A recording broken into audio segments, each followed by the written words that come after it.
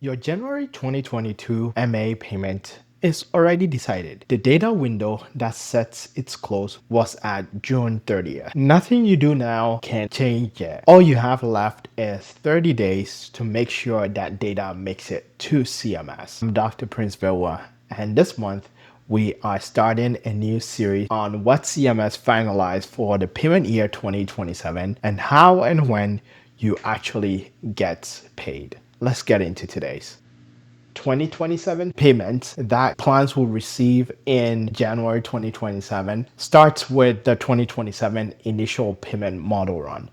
The date of service that are used in making these accurate payments start from July 2025 all the way to June 30th, 2026, which the window is already closed. Nonetheless, the deadline is coming up, which is always the first Friday in September.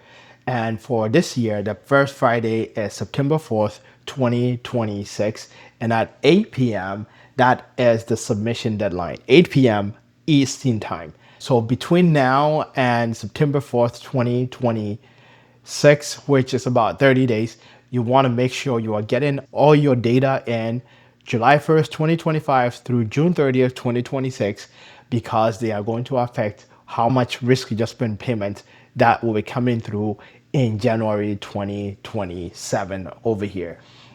For payment year 2027, for non-pays, as CMS finalized in the rate announcement, the 100% for 2024 CMS-HCC and 100% for ESRD. For the first one was non-pays, non-ESRD, and this is for ESRD. CMS will be leveraging the 2023 ESRD models.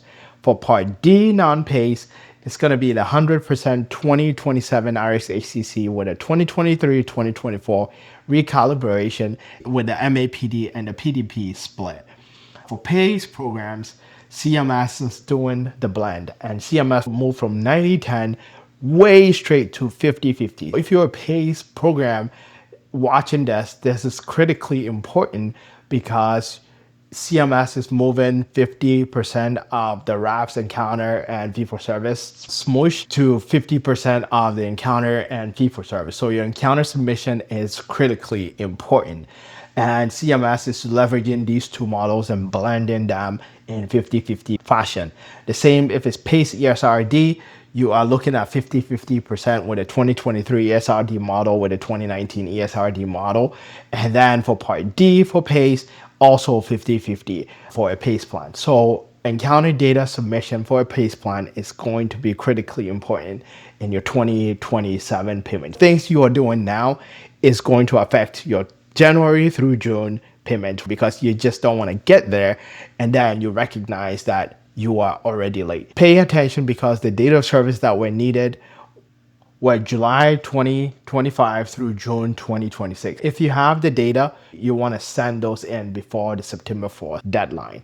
What changed and what didn't? Some things that changed is the PACE Part C, PACE ESRD, PACE Frailty all moved 90-10 to 50-50 in the blend.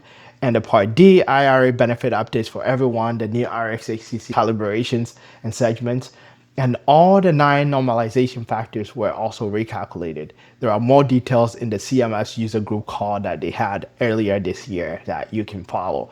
What didn't change is the non-PACE stays still on 2024 CMS-HCC for 100%, and the non-PACE ESRD continues to stay on the 2023 models.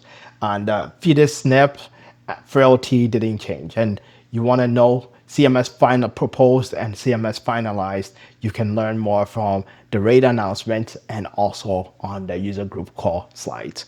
And also can reach out to me if you have any questions. Normalization factor was at 1.079 for the CMS 2024 CMS-HCC, one of the 9 factors this year. A coding pattern stayed at 5.90 as you work through your risk adjustment calculations. These are key variables that you want to know and you want to use in your calculation. The CMS-HCC model is prospective, meaning they are calculated using prior data to pay forward. And CMS uses diagnostic information from the base year to predict the future costs. For 2027 payment, they are being built on the prior date of service that I had mentioned earlier. There's initial payments, there's mid-year, we have prospective adjustments and prospective payment, retroactive adjustments, and then there's final. So keep in mind for January, the payment deadlines that are coming are for initial payment. And your initial payment, the reason why it's cut is critically important is because it's setting your cash flow for first 6 months of the year. It's carrying you through June. And as you work on initial, you also want to start preparing for mid-year because it's going to come pretty soon. But once we are getting there, the same way we are doing this training, we'll be doing similarly to prepare you there. But for this last month, you want to focus on initial and making sure that you are submitting all your risk adjustment data in. As we end for today, if you have not received our signature gift, it is from Chaos to Clarity, a one-page cheat sheet that maps risk adjustment data sources for you. You can download your free copy at go@thehillsacademy.com and you can get your free copy. If this has been helpful to you, go ahead, like, share, subscribe, and we will catch you next week as we pick up on the next topic on the 2027 initial payment and how to get you ready for it before the deadline hits. Thank you again, and bye for now.